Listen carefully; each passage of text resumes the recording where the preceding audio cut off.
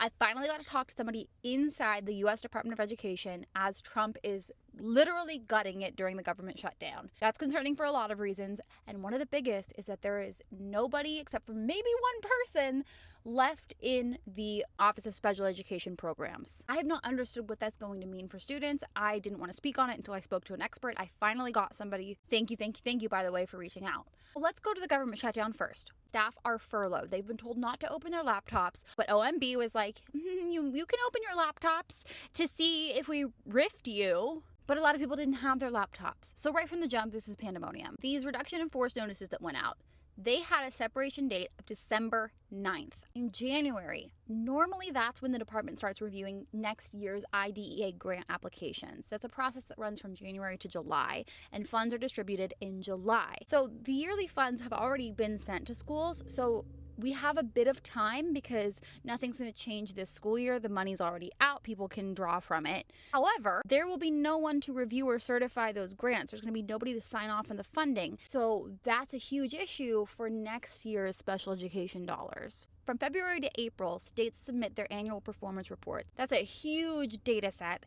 Those are supposed to be analyzed in February.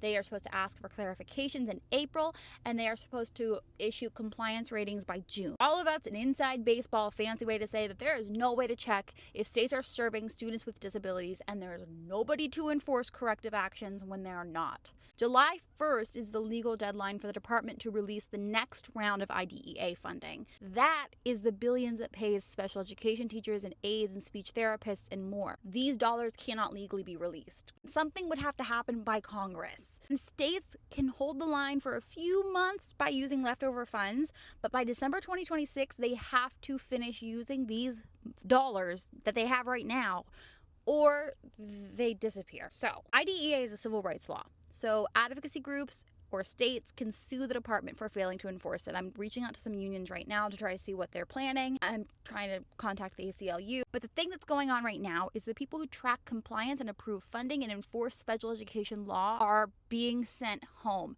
That office is empty. I also asked this insider what we can do to help. What should we do right now? They said, advocate, spread the word, and call your representatives. I also think we need to get hyper local with this. We need to start making noise. We need to start talking to our union reps. We need to start talking to our school boards. We need to start talking to our districts. We need to find out how we can make the biggest stink possible, because this is actually nutso. The fact that Trump is doing this to children should enrage people on both sides of the aisle. It is so unnecessary.